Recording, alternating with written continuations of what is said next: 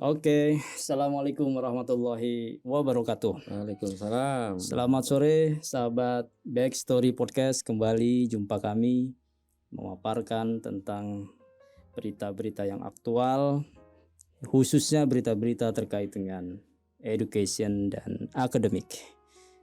Kembali kami saat ini kedatangan tamu dari orang jauh. Jauh banget. Logat-logatnya ini dari negara seberang ya, tapi rumahnya tidak jauh dari 5 kilo dari sini. Oke, sahabat, sore hari ini kita kedatangan tamu ya, mungkin di sebagian orang sudah tidak asing lagi dengan beliau, dan beliau ini sangat aktif ya dalam memberikan supporting baik kepada pihak kampus maupun pada anak-anak SMP, SD, ya semualah level pendidikan ya dia bisa masuk. Nah, beliau adalah Associate Profesor Tengku Syahrul Reza. Assalamualaikum. Waalaikumsalam. Pak Syahrul, Pak Reza. Supaya saya tampak lebih keren daripada hostnya, saya pakai kacamata ya. Baik, Yes. Pak Syahrul, selamat datang di Backstory Podcast. Kali ini kita bincang-bincang santai ya, menunggu waktu maghrib ya. Oke, tema hari ini ya, sore hari ini kita mengangkat satu tema ya yang mudah-mudahan bisa memberikan spirit ya kepada pendengar, wabil khusus kepada generasi-generasi bangsa ya. Attitude sebagai pilar bangsa. Oke, Pak Reza? Right. Oke. Ini kita ingin tahu nih apa yang akan disampaikan oleh beliau ya. Attitude sebagai pilar bangsa. Baik. Sebelumnya kita opening dulu ya, kita perkenalan dulu dengan beliau. Oke, Pak Reza. Pak Reza ini sekarang kegiatannya apa? Selain masih aktif ya sebagai dosen ya? Iya, tentu saja sampai dengan 5 tahun yang akan datang masih baik, sebagai luar associate biasa. profesor. Kata undang-undang pensiun 65. Baik, beliau saat ini ya, dari data yang kami dapat ya, beliau masih aktif ya sebagai pengajar di beberapa kampus, bahkan bukan hanya sebagai pengajar di kampus di Indonesia, tapi juga di beberapa negara ya, apalagi dengan fenomena saat ini ya bisa menggunakan proses belajar secara daring ya. Oke, Pak Reza, baru beberapa hari yang lalu ya kita memperingati ini ulang tahun Kota Bekasi Yes, ya, ke-26. yang ke-26. Nah, bagaimana nih Pak Reza melihat esensi ulang tahun yang ke-26 Yes. Kota Bekasi ini dari sudut pandang edukasi seperti itu. Baik. Terima kasih pertama kali, thank you very much for the crew of Backstory Podcast in Bakti Kartini Polytechnic Bekasi City. Okay, and thank you so much kepada Kang Wawan Hermawan Shah is the host and anchor daripada podcast ini. Sebelumnya juga thank you very much pada Ibu Haja Neneng dan semua Sivitas Akademika Bakti Kartini Polytechnic yang keren banget, karena saya baru first time right now come here, dan nuansanya menurut saya adalah sangat auranya positif, karena setiap kita datang ke satu tempat kita punya satu yang disebut dengan sense, rasa apa sih gitu kan. Dan saya melihat di sini macamnya education dan humanity banget. Mudah-mudahan so far kita kampus ini lebih besar dan lebih berjaya lagi. Pertama itu. Yang kedua, tadi Kang Wawan mengaitkan dengan ulang tahun Kota Bekasi yang ke-26. Ya. Kita tahu di Republik Indonesia ini ada 34, sekarang udah 37 barangkali provinsinya. Tapi kita punya 540 lebih kabupaten kota. Di antara 500-an itu kotanya sendiri 98. Yang terakhir saya tahu dari Asosiasi Pemerintah Kota seluruh Indonesia, APEKSI. Kebetulan saya aktif di sana sangat lama dulu dengan almarhum Dr. Sarimun Hadi Saputra, Direktur Eksekutif APEKSI. Iya. Dan saya kira setelah itu belum ada kota baru karena pemerintah telah mengembargo pemekaran wilayah kabupaten kota ya. Nah dari 98 itu, anggaplah 100 misalnya, maka kota Bekasi dalam salah satu 100 itu. Pertanyaannya, apakah kota lain itu sangat imaging dengan kota Bekasi? Apakah kita malah imaging dengan kota lain? Misal kota Batam, kota Bontang, kan, kota Tarakan dan sebagainya, itu malah saya lebih tahu juga karena pernah ke sana. Nah, juga yang lebih menarik lagi, apakah bagi warga kota Bekasi tinggal di Bekasi itu telah membanggakan dia, atau malah sebenarnya menyebut Jakarta Timur aja daripada menyebut Bekasi misalnya begitu. Jadi dalam rangka 26 tahun ini kita sebentar lagi akan masuk tahun politik di mana PLT wali kota pun harus meninggalkan panggung dan diganti oleh pejabat sementara. Tentu kita semua tidak ada urusan dengan siapapun yang bertarung, tapi bagaimana kota kita ini so far so good, itu yang penting. Karena itu hari ini bagus banget yang Kang Wawan mulai tadi, apa kiranya yang kita bisa berkontribusi untuk kota ini. Jadi saya pikir kota Bekasi ini akan jauh lebih maju lagi kalau semua stakeholdersnya berpikir apa yang bisa kita berikan untuk kota kita yang tercinta ini, supaya dia be better than others. Bila perlu salah satu kota di Asia Tenggara, why not? Mantap. Nah gitu kan. Setidaknya itu dulu jawaban saya daripada saya menjawabnya sampai sore nggak selesai. Emang udah sore sih. Oke, terima kasih Pak Reja. Nah ini dengar-dengar kami beberapa kali melihat di internet ya, di YouTube ya, di internet dan di WA group. Ini Pak Reja ini aktif sekali nih ya, mengadakan sharing lecture ya. Yes, right. Dan narasumbernya dari negara luar ya, dan juga dari beberapa kampus yang ada di Bekasi ya. Ya. Dan juga di luar Bekasi bagian lain. Oke.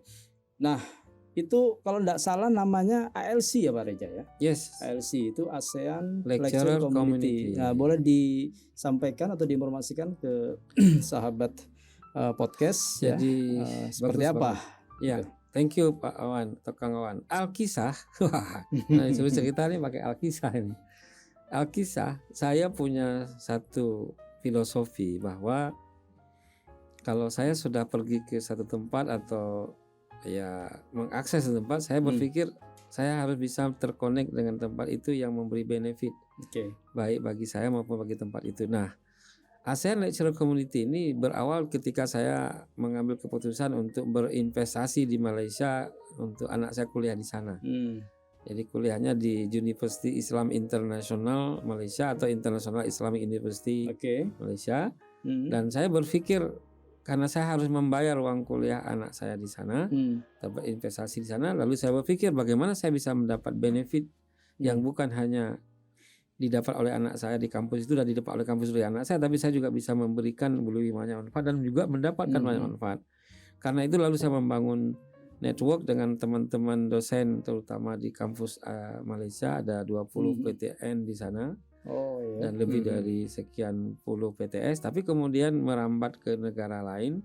Selama lebih dari 10 sampai 11 tahun saya pusing-pusing kampus-kampus Jabo Hamasiko. Aduh, apa itu? Pusing-pusing ya, puter-puter atau round. Jabo Hamasiko teman-teman singkatan pelesetan dari Jabodetabek, yaitu Jakarta, Bangkok, Hanoi, Manila, Singapura, Kuala Lumpur, itu Jabo Hamasiko. Jadi kampus-kampus ini saya lakukan, bukan saya itu datang sendiri bawa atas lalu uju-uju, bukan. Artinya saya membantu banyak sekali perguruan tinggi swasta terutama untuk berkolaborasi di ASEAN Campus Countries dalam academic event, ada international seminar, ada sit-in program, exchange, lecture exchange, research collaboration, ada conference dan lain-lain, journal publishing dan sebagainya.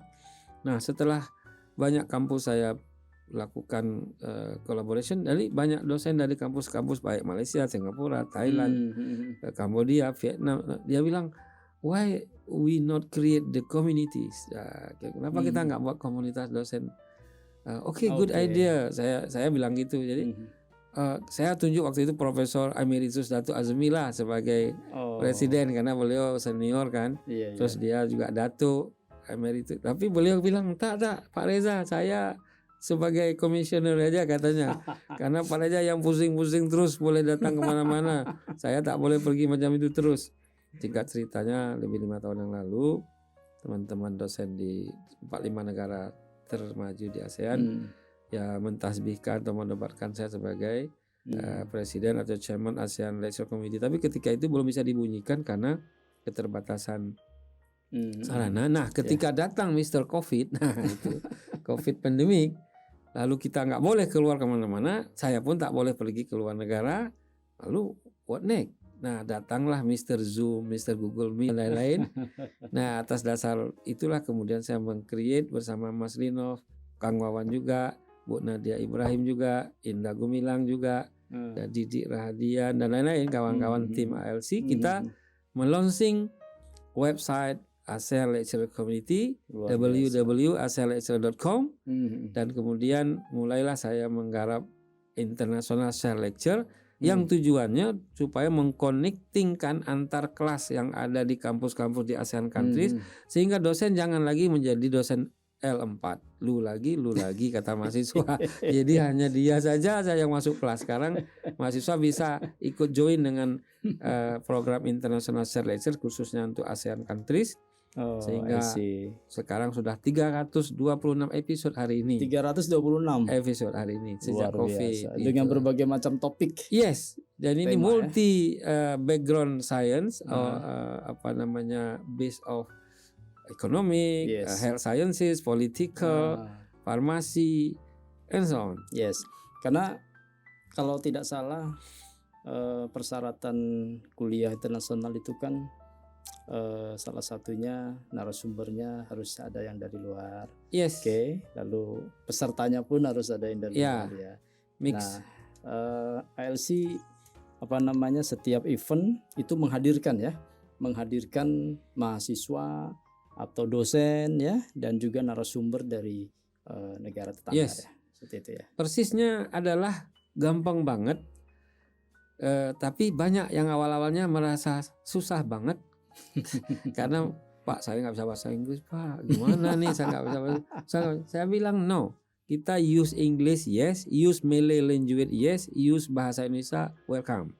Karena ketiga-tiga bahasa ini dikenali atau diketahui atau dimengerti lah oleh kawan-kawan di Asia Tenggara. Betapapun misalnya kalau Thailand, orang Bangkok nggak banyak yang ngerti, tapi Thailand Selatan ngerti dong. Nah, apalagi Brunei, apalagi Malaysia. Jadi akibatnya kita kalau nggak bisa talk English, wahai para dosen, you can to talk bahasa no problem. Mix nggak boleh. Nah, yang menarik adalah sekarang saya meminta pada dosen itu coba berita kepada saya, Anda kapan ngajarnya, hari apa, subjeknya apa, jam berapa, bahkan RPS-nya apa. Kita akan meng-arrange temanya yang sesuai dengan Anda sedang sesi ketiga, misalnya RPS-nya ini. Maka saya akan mengkonekkan dengan dosen dengan mata kuliah yang sama atau relation dengan mata kuliah itu, sehingga temanya tidak kemana-mana tapi masih terkait dengan RPS dari mata kuliah atau subjek itu. Nah itu yang kemudian mahasiswa yang mendengarkan baik dari sebelah sana maupun sebelah sini memang bagian daripada mata kuliah yang sedang mereka ikuti. Nah yang paling sedikit tambahan, pada awal-awalnya saking semangatnya saya memasang 4 orang sekaligus dari 3 negara. Rupanya ada 3 kendala yang saya hadapi setelah 50 episode nih. Pertama, susah banget menggatuk-gatui, kata orang Jawa, menyocok-nyocokkan waktu. Jadwalnya ya. 3 orang, 3 kampus, 3 negara, jamnya apalagi. Tapi dapat juga sampai 51 episode itu. Iya. Yang Iya. kedua yang agak merepotkan, duduknya harus 3 jam baru selesai satu event, karena masing-masing ngomong 35 menit, 3 orang aja udah 1,5 jam tanya jawab lagi, kemudian ada pembukaan bla bla bla. Saya sendiri yang duduk terus selama itu, yang pembicara habis satu mungkin dia kemana, tapi moderator nggak bisa kemana-mana. Nah setelah itu Iya, iya. wah ini boring juga 3 jam, dan juga Iya. ada yang masuk, akhirnya saya kurangi dari 4 orang itu termasuk jadi 3 orang. Sekarang saya pasang 2 orang saja supaya ada waktu lebih banyak untuk masing-masing 40 menit. Tapi kemudian ada ide baru sekarang, selain 2 orang ditambah 1, tapi bukan sebagai speaker, dia hanya sebagai komentator atau sebagai pembanding, tanpa harus presentasi. Iya, Karena syarat IELTS ini 3 aja. Pertama harus ada PPT-nya. iya. Kecuali beliau ini bukan lecturer tapi seorang praksi yang dia base of lapangan. Makanya International Sales Lecture itu tagline-nya base of knowledge and best practice. Jadi bisa juga dia bukan dosen tapi seorang pakar banget yang dia di luar dunia pendidikan formal. Why not? Misalnya kayak kalau kita di Indonesia terkenal almarhum Bob Sadino misalnya, dan seperti itulah. Betul. Kalau yang misalnya musik misalnya tak gendong kemana-mana, tak gendong. Ya. Nah itu kan dia bukan jalur apa musisi yang sekolahan segala macam kan. Makanya dalam entrepreneur itu ada disebut juga jalur sekolahan, ada jalur jalanan. Itu best practice. Oke, saya kira itu. Menarik Pak Reja, Ya. menarik sekali ini. Dengan program MBKM ya yang dilontarkan oleh pemerintah, di mana anak didik kita, mahasiswa kita ini harus diberikan ruang untuk terkoneksi dengan eksternal ya, dengan resource eksternal. Jadi bukan kalau dulu kan 14 kali pertemuan nih dosennya itu lagi sampai selesai kan. Nah, dan selaras juga dengan yang disampaikan oleh Prof. Eko Indrajit kemarin pada saat kita mengadakan seminar, bahwa sudah enggak zaman lagi sekarang ini ya di kelas itu tidak dikomparasi dengan resource dari luar. Right. Ya. Betul. Berarti sekali. Pak Reja ini udah mendahului sebenarnya. Iya. Iya, betul sekali kalau itu, sangat betul. Karena semua alumni kampus Institut Setiami tahu bahwa saya ngajar itu beda sedikit atau beda banget. Contohnya nih Pak Wan. Mahasiswa habis kuliah di kelas tanya, "Pak, besok kita bahas bab berapa?" Saya bilang bab 21. Nggak ada Pak, di buku cuma sampai bab 12. Katanya mungkin Bapak salah sebut kali. Enggak, bab 21. Ya ada Pak, ada XX1 saya bilang. Terus dia bilang, "Hah? Maksudnya Pak, besok minggu depan kita kuliah di XX1. Maksudnya nonton Pak?" "Iya nonton." "Kenapa? Nggak boleh." Saya bilang gitu kan. Bingung dia kan. Kuliahnya kok nonton.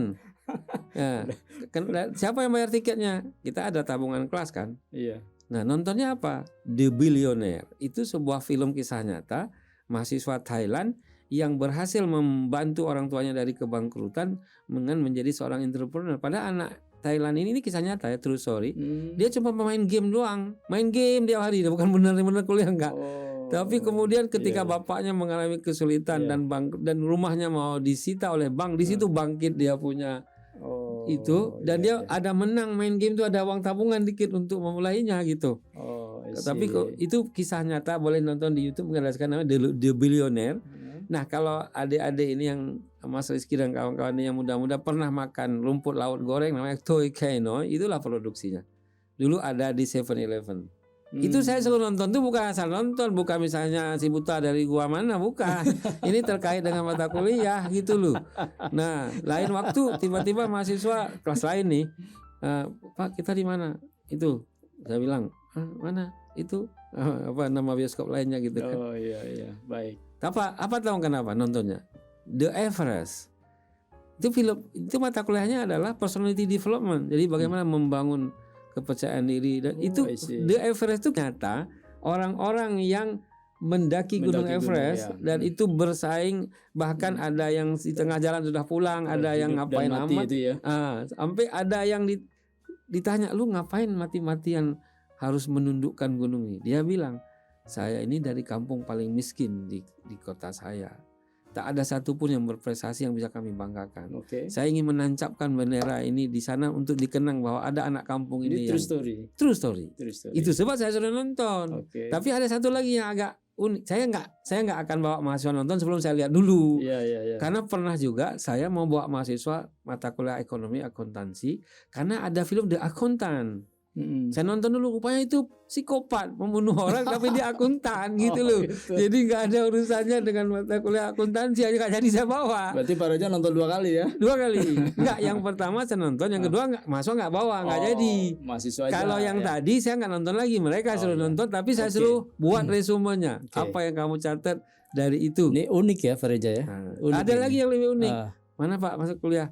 Sono, mana? Giant. Waktu itu ada Giant ya. Nah, ngapain Pak? Saya bagi kelompok, ini kamu kosmetik, ini biskuit, ini toiletries. Coba kamu analisis biskuit itu, kamu lihat ada yang panjang, ada yang lonjong, ada yang 4 segi, ada yang bulat, agak macam. Coba, ini kan lain brandnya macam-macam lain, bersaing mereka ini. Coba kamu dari segi produk apa kelebihan dia? Dari segi brand apa? Dari segi strategi promosi apa? Harga, kamu lihat dia berapa miligram?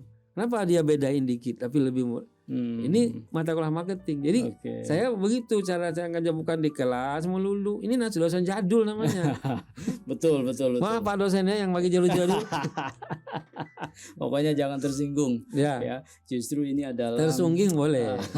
Tersungging boleh. Ini adalah menurut Kan kami ini contoh yang sesuai dengan baik. Pak Wawan sebagai ustadz selalu bilang tidak akan berubah nasib satu kaum sampai dia berusaha. Ini Pak dosen nggak pernah mau baca, nggak pernah lihat sana sini, nggak yang orang gimana berubah. Oke. Jangan-jangan buka laptopnya Baik. pakai Ini- martil lagi. Ini menarik untuk masuk ke Soft dalam ini. bahasan topik kita Iya, ya iya. utama ya. Oke, Ini kan nggak usah formal-formal amat nggak kan usah, ya. kita Iya. relax aja. Nggak, Pak. dari tadi saya lihat Pak Wawan ini kayak pejabat Pemkot jadi ya masa host gitu. Oke. Oke, kita relax ya. Iya. Yang penting kita mendapatkan hasanah ya dari obrolan kita ini ya. Apa betul pejabat Pemkot sedang pada stres semua? Jangan ngomong itu nanti didengar orang loh. Ini dengar ya, sorry ya. Oke, nggak apa-apa nih. Ya, bukan Karena hanya ini nggak ada hubungan Kota Bekasi tapi ya. semua juga stres ini. Oke. Oke, baik sahabat Backstory Podcast, kita masuk ke dalam topik utama. Ya. Tadi sudah disinggung sebenarnya. Tadi sudah menyerempet sebenarnya ya.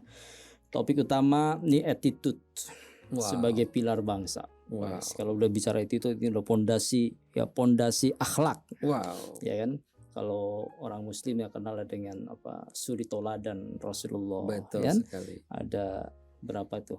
Tahu nggak Mas? Ada berapa suri toladan Rasulullah? Ya, Banyak tahu banget. di Fatona. Kalau enggak baca buku sekarang The Inspirators. Inspirator ya.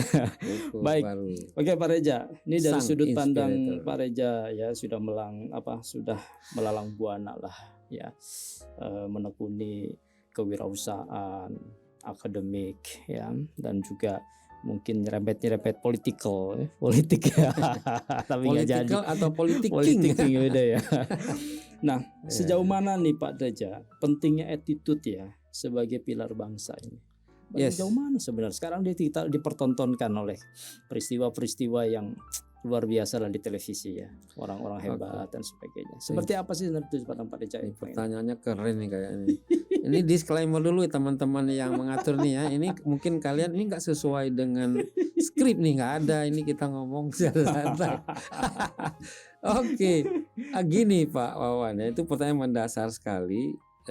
Tapi saya sebenarnya lebih senang mendengarnya dari kawan kita Pak Makmur ya, Pak Tatang. Soal attitude dulu Pak. Halo Pak Makmur. Halo Pak Makmur. Tatang. Maaf ya saya mendahului Anda padahal Ini Bu Neneng aja. nyinggung-nyinggung Pak Indra dikit kan, nyinggung Pak Hermanto dikit, mungkin juga Pak Khairulman ya, soalnya sebenarnya itu. Ini Bu, teman-teman udah stres nih kok gini ya, tamu kita ini nggak sesuai dengan skrip, nggak apa-apa ya bro. Enjoy aja. Oke. Yang pertama begini, kita ngomong attitude itu berarti ngomong tentang manusia. Nggak mungkin dong kita ngomong attitude tentang hewan, tentang tanaman. Betapapun dia ada attitude untuk kawan-kawan di sebelahnya yang kita nggak paham, kecuali mungkin Nabi Sulaiman tahu attitude semut gimana, attitude burung. Tapi attitude ini urusan manusia. Nah, apa itu manusia? Nah, saya bicara dari sudut akademis ya. Kita semua di program studi manapun belajar tentang manajemen sumber daya manusia. Nah, ketika saya menjadi penguji tesis ataupun penguji akhir, selalu banyak papers ataupun skripsi ataupun tesis yang mengambil landasan teorinya manajemen sumber daya manusia. Saya tanya, kamu punya home base, kamu punya teorinya ataupun sebagai teori utamanya bidang apa, sumber daya manusia Pak? Oke. Apa itu sumber daya manusia? SDM Pak katanya. Oke. Apa itu SDM? Sumber daya manusia. Lu kok kepanjangan singkatan dari tadi kok itu aja. Terus saya tanya, ada berapa sih sumber daya pada manusia? Nah, ketika saya tanya itu dia nggak bisa jawab. Planning, actuating, saya bilang itu fungsi manajemen. Ya. Bagaimana kalian bisa memfungsikan perencanaan untuk manusia kalau kalian nggak tahu apa itu sumber daya pada manusia? Terus saya bilang sumber daya pada manusia itu ada 4. Sebenarnya ada 5. Yang kelima saya bilang tolong terakhir. dicatat. Ya. Mahasiswa yang sampai, saya kira sebagian dosen MSDM pun nggak tahu juga barangkali, karena semuanya adalah transfer of knowledge, ya kan. Jadi yang saya tulis di Radar Bekasi, Bu Neneng mungkin sudah saya kirim waktu itu, yang berjudul apa? Pabrik Roti SKS bernama Akademi dan Universitas. Itu tulisan saya, karena sekarang hampir banyak semua kampus itu adalah cuma memproduksi roti yang akhirnya masuk oven dan dijual sama mahasiswa di wisuda gitu kan. Pertama, sumber daya akal. Karena tidak ada ini pada hewan dan pada makhluk lain. Dengan akal lah manusia ini mampu memikirkan sesuatu yang beyond, yang tidak ada menjadi ada, dan istilahnya ada untuk keperluan dia, bukan nggak ada nyawa buat nyawa, bukan begitu. Kedua adalah panca indera. Tapi sayangnya ya, banyak anak-anak muda udah ibunya dikecil dijaga betul, gigi nyamuk aja diselimuti, dikasih ASI, kasih sehingga tangannya bagus. Tiba-tiba pas SMA ngetrek motor pula lagi biar hancur gitu. Kan ini blow on tenan itu kalau saya pakai bahasa. Bukannya dia menjaga panca indera kan, supaya matanya jangan sampai melototin itu laptop sampai jam 2:30 malam nggak ada lampu, itu kan merusak retinanya. Jadi kalau dia besok kerja tiba-tiba ini nggak bisa diterima oleh masuk TNI itu apa, ini kan nggak paham bahwa dia itu punya sumber daya panca indera ya. Yang ketiga, sumber daya ilmu pengetahuan. Itu sebab kenapa harus kuliah, atau setidaknya bagi yang tidak kuliah dalam gedung, kuliah di luar gedung. Karena belajar itu bisa dalam gedung terstruktur, bisa di luar secara apa yang disebut informal. Yang keempat itu skill. Karena banyak yang dikeluhkan sekarang lulusan perguruan tinggi jadi pensuplai pengangguran terdidik tingkat tinggi. Gitu. Kenapa? Nggak punya skill. Jadi lulusan STM terima bongkar nggak terima pasang. Wes bongkar sore jadi Pak, udah nggak bisa dipasang lagi Pak. Ini skillnya di mana coba, ya kan? Kemudian belajar farmasi gitu kan, atau anak-anak kerja di restoran tapi nggak pernah belajar skill restoran. Nah, tapi keempat inilah yang kalau kita kerja atau orang nyari kerja pasti yang dievaluasi 4 perkara ini. Tes TPA itu untuk apa? Untuk ini kan? IQ. Nah, dia ngetes sehat jasmani, sehat itu panca indera kan? Matanya oke nggak, telinga oke nggak. Kalau nggak kan, kalau kerja tertentu kalau ini nggak awas kan nggak boleh. Kemudian tes kemampuan akademik kan. Jadi ini itu kan tadi apa tadi ilmu pengetahuan. Karena kalau skill dia lihat lu bisa apa, bisa ini enggak computer skill, English, kalau udah 4 itu yang di tes ketika seseorang masuk dunia kerja. Kalau itu bagus diterima kan, persaingannya kan di situ. Tapi ada satu sebenarnya yang menghancurkan semua yang 4 ini, atau membuat yang ini menjadi lebih hebat dari yang ada, itu yang namanya kolbu. Sumber daya kolbu. Attitude itu letaknya di dalam si kolbu itu. Jadi kolbun itu yang berbolak-balik dalam hati. Yang disebut kolbun salim itu kan jiwa yang selamat. Jadi kolbun inilah yang sebenarnya harus di atas, membawahi 4 sumber daya tadi. Itu sebab Rasulullah mengatakan ada segumpal daging dalam atau darah dalam rongga hati manusia, kalau itu baik maka baiklah semuanya. Itulah kolbu. Nah pertanyaannya, ada nggak kolbun ini di-create di kampus-kampus? Kita meng-create-nya mungkin parsial, ada rohis lah, ada penceramah lah, tapi akhirnya si penceramah bawa satu ke kiri, satu ke kanan, satu ke atas, ke bawah, akhirnya bingung semua gitu. Jadi ini penting banget karena attitude ini di dalam dunia perguruan tinggi disebut soft skill.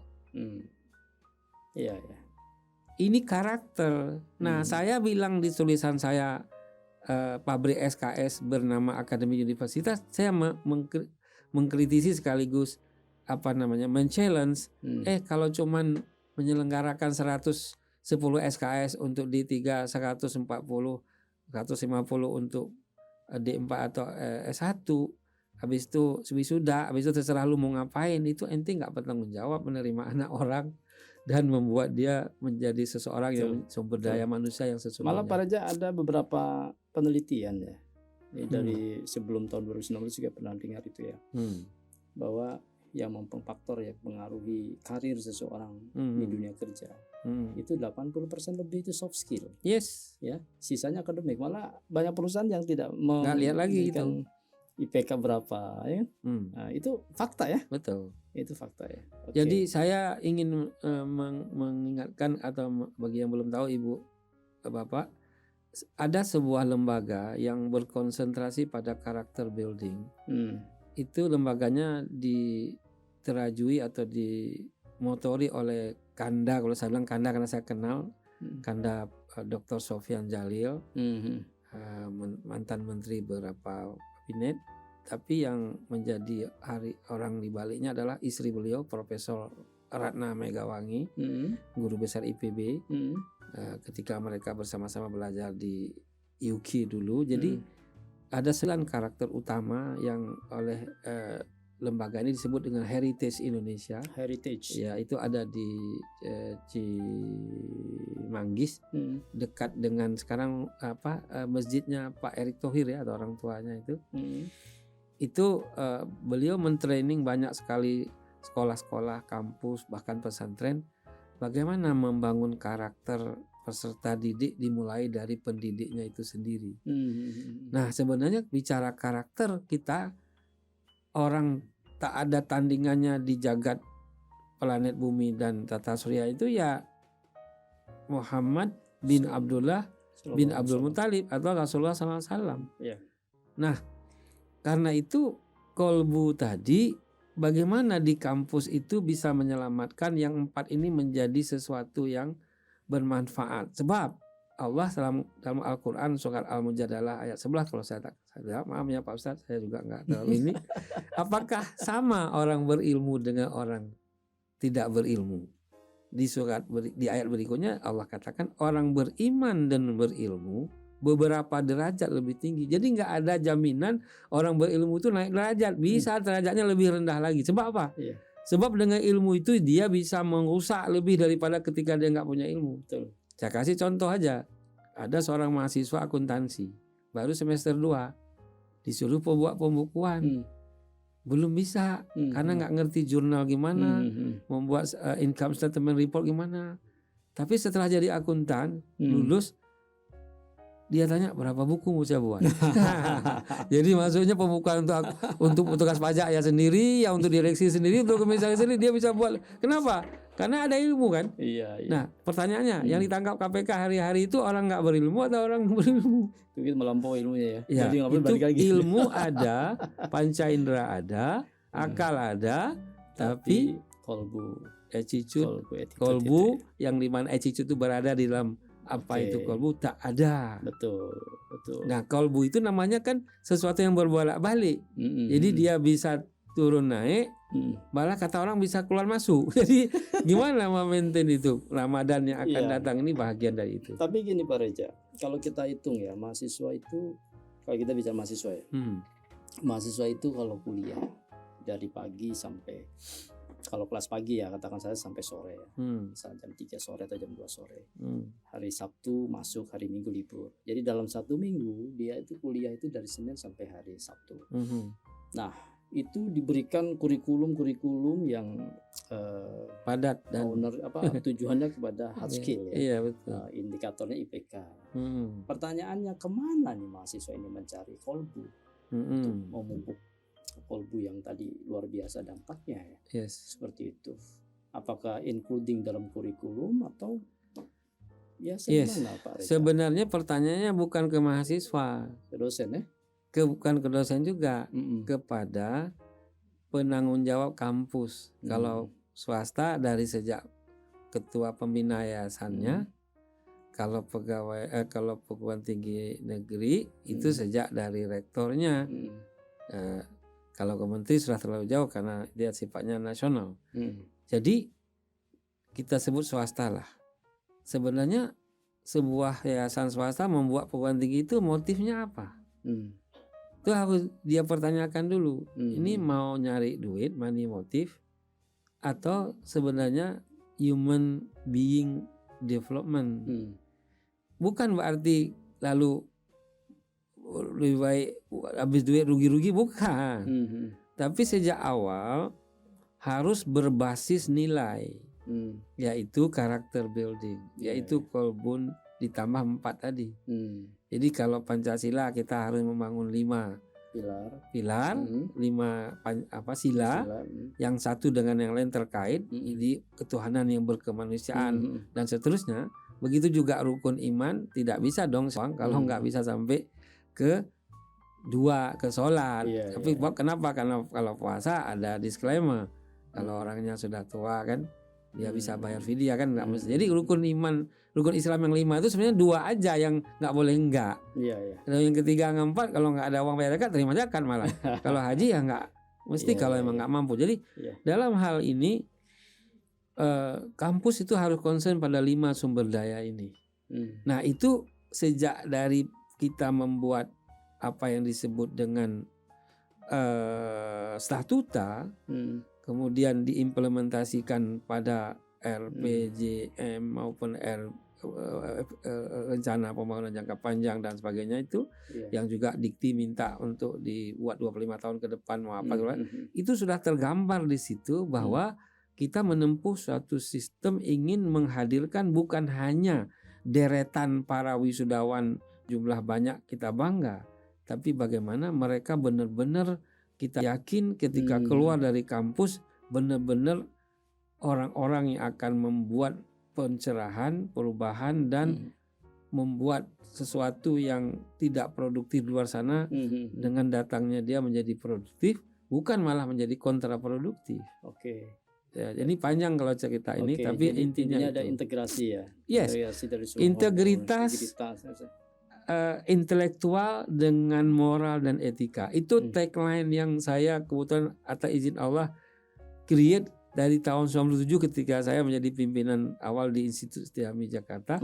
Itu sekarang masuk dalam Mars Setiami itu membangun intelektual dengan integritas moral dan etika. Sebab mohon maaf saya mengkritik juga urusan Tridharma ini. Karena Tridharma ini, ini cuma 3 kan, pengajaran, penelitian dan pengabdian masyarakat. Pertanyaan saya, apa betul Tridharma telah berhasil meng-hire-kan lulusan perguruan tinggi yang membuat bangsa negara ini menjadi one step ahead? Yang masuk ke penjara itu kebanyakan lulusan Tridharma semua.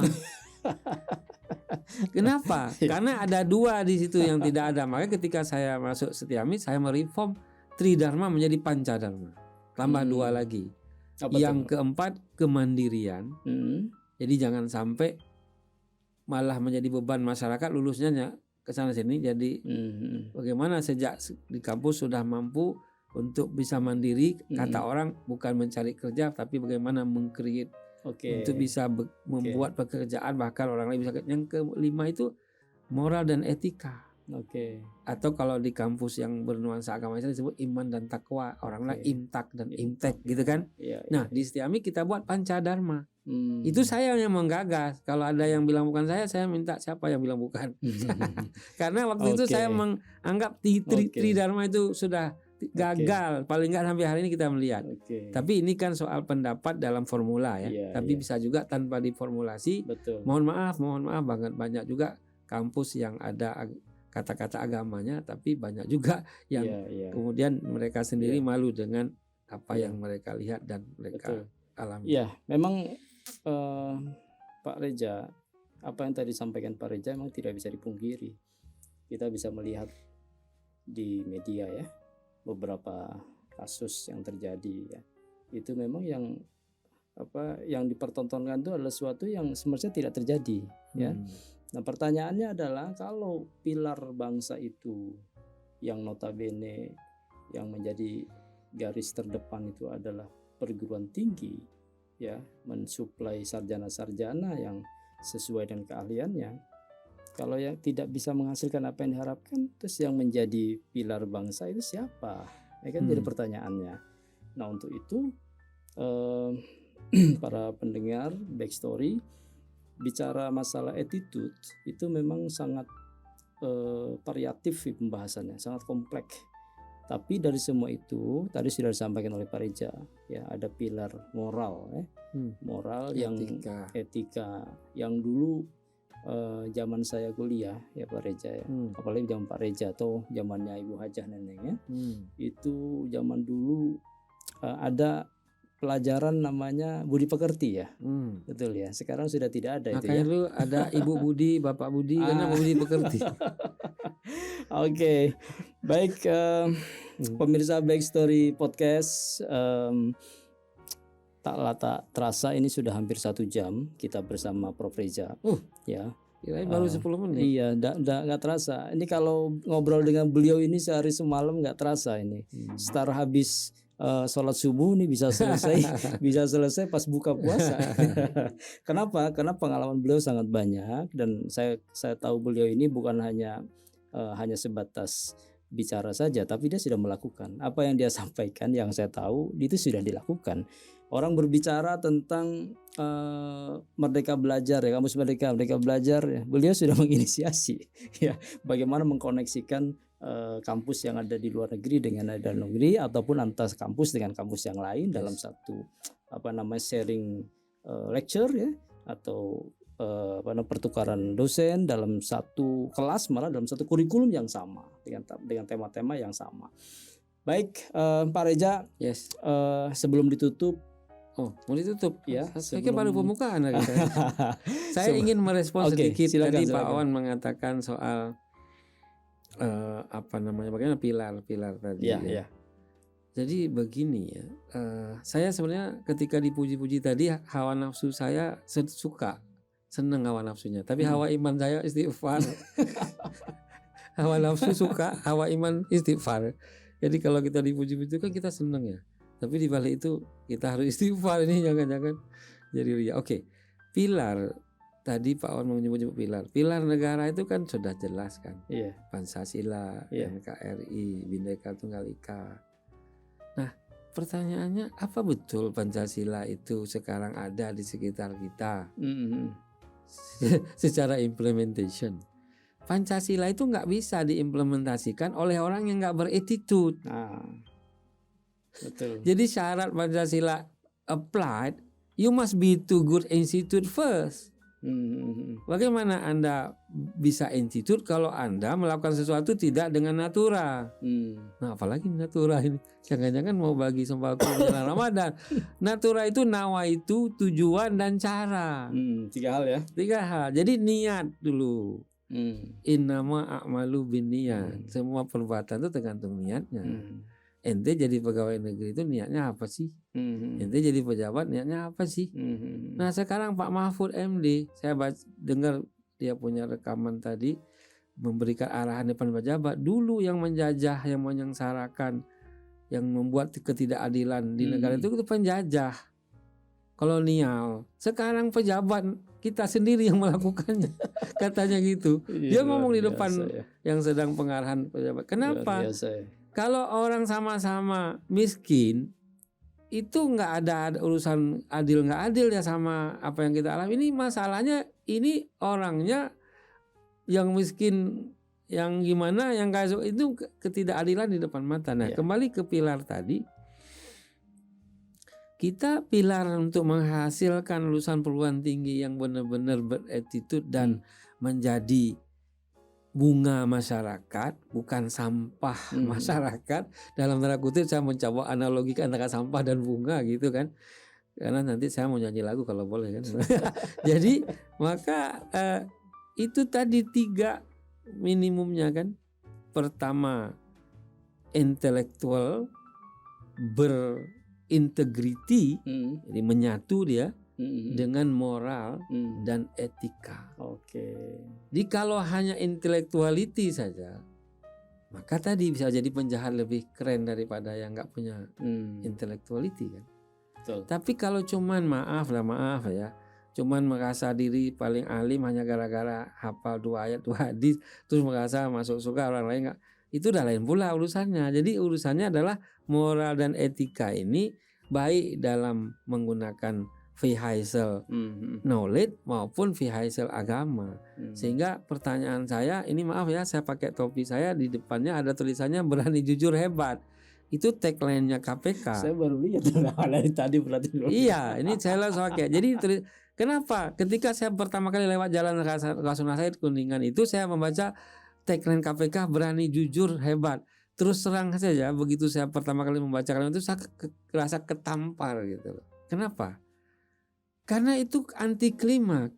Karena Indonesia ini negara berpenduduk Islam yang paling mayoritas di sebuah negara. Kok mencari orang jujur aja hebat? Kan itu lucu banget. Mestinya kan nggak susah karena ini mayoritas negara Islam. Tuh, ini kan paradok. Itu yang terjadi hari ini. Dan yang lucunya lulusan perguruan tinggi pun sama juga. Lebih parah lagi. Jadi apa nggak lucu coba? Mencari orang jujur kok hebat? Jujur itu adalah sifat Rasulullah. Sidik, fatonah, tablik, amanah kan? Iya. Ini hari ini kalau ada Pak jujur nggak cari jarum dalam jerami. Tapi kita mengatakan, mayoritas Islam. Takbir. Lalu takbir doang di mulut tapi kelakuannya attitude nggak jelas. Maaf ya, saya ngomongnya agak prokem dikit untuk membuat Mas Rizky nggak bisa tidur di malam. Karena gimana manggil orang ini yang kasih arahan dong, ngomong yang bener. Ya ini udah bener bro. Thank you. Tema kita santai tapi mengena ya. Nyubit tidak, tapi terasa. Soalnya Pak Wan, saya memperhatikan kemarin kawan kita Ketua ICMI Kota Bekasi bicaranya ulama betul kan.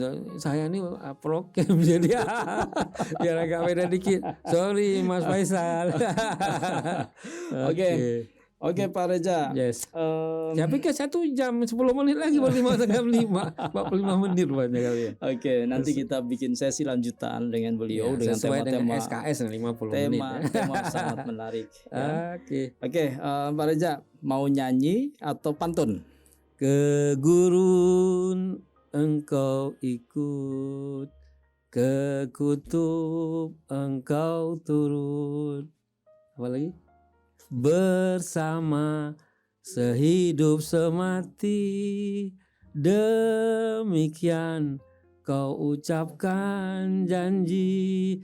Menangis kita berdua, tertawa bersama. Kalau mau habis nih 1 jam lagi. Ini lagu Titi Puspa yang dihafal Ibu Neneng yang berjudul Cinta. Tapi kalau mau agak ke sebelah dikit, Isabella adalah cinta 2 dunia. Gitu kan? Hello Amy Sir.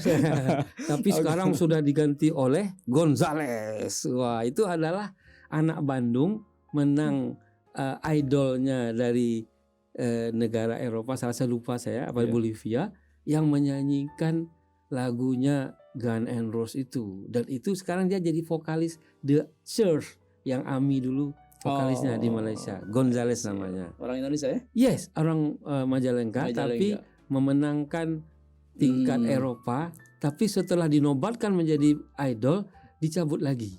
Tahu nggak kenapa? Dia datang ke sana sebagai turis, bukan warga negara itu, dan diundang oleh orang negara itu, tapi nggak diperiksa paspor. Tiba-tiba dia orang Indonesia, kaget panitianya, nggak boleh. Tapi nggak ada soal mungkin dia udah yang Tapi penting sudah membuktikan dipublish. ya. Kalau mau lihat di YouTube, Oke. menggegerkan. Oke. Thank you very much, ya. Thank you very much. Bagi yang Reza. dengar, terutama istri di rumah dan anak-anak, mohon dipahami, ini soalnya sudah puber kelima, oke? Sorry. Yeah. Oke, Yeah. terima kasih Pak Reza. Yap. Biasa ciri Daun khasnya. sirih, daun kayu, terima kasih, thank you. Oke, See you terima again. kasih. Pokoknya sejak kenal beliau sampai Aduh, sekarang pede. tak pernah berubah. Di atas meja, kepala terbang di atas Wah, kepala. pantun. Luruskan niat untuk bekerja, Iya. karena itu ada pahala. Wow, keren banget, Bu. Di balik layar tadi Ada pantunnya the funding for the Bu Hajah Neneng luar biasa. the funding model. Oke. Nanti next time kita akan buatkan acara khusus ya buat Ibu Hajah ya, bagaimana beliau menata karir dan mengembangkan beberapa kewirausahaan nanti jadi best practice. Tapi nih bagus banget buat juga anak. kalau boleh bercerita bagaimana dulu ada ide membuat perguruan tinggi, Oke. politik dan sebagainya. Karena ada Oke. teman beliau yang kalau saya kenalkan bingung beliau. Beliau adalah mantan seorang istri diplomat yang pulang ke Indonesia setelah dari Italia mana-mana. Di rumahnya ada di yang keluar tol timur ke lurus itu yang kemudian ada bukan yang dari tol timur kita mau terus Pondok Pondok Hijau. No. Hijau. Timur, Pondok Hijau. enggak ya ke arah situ. Iya, iya. Itu beliau kemudian di sebelahnya ada sekolah yang Yayasan Kristen gitu. Terus dia rumahnya di belakang situ, dia lihat tiap hari gimana ya saya bisa buat sekolah. Jadi dia karena dia punya anak cuma satu, kemudian Oke. beliau udah nggak ada yang dikerjain, rumahnya di belakang luas. Akhirnya beliau membuat TK Alam dan saya lah orang yang mendampinginya sehingga logonya pun diambil logo Fiami juga beliau minta karena dan anak saya sekolahkan di situ. Sekarang beliau TK sudah punya Alam. SD, punya SMP Islam terpadu. I Salah see. satu terbaik di Kota Bekasi namanya Ibu Zuraida, ada di sini nomor handphonenya sama dengan Ibu. Jadi beliau nggak ngerti apa-apa tentang pendidikan, tapi jadi yang beliau bilang tadi dengan niat ingin membuat sesuatu maka jadilah sesuatu. Apa yang disebut tadi oleh teman-teman di pesantren? Manjada wajada. Oke, Oke, thank you terima very kasih much. Pak Reza. Oke, Iya. Backstory Podcast demikian tadi kita cakap sejenak ya. Makanya saya batasi ya. Kalau cuma dibatasi bisa sampai Isya ini. Mudah-mudahan ada manfaatnya. Nanti kita akan jumpa lagi dengan beliau nanti dengan tema yang berbeda, yang jelas temanya itu menarik untuk dicakap. Tema Ya. apapun kalau yang menyampaikan beliau mesti menarik. Oke, sampai jumpa. Terima kasih. Salam salat buat semua. Assalamualaikum warahmatullahi wabarakatuh. Waalaikumsalam. Hatur nuhun.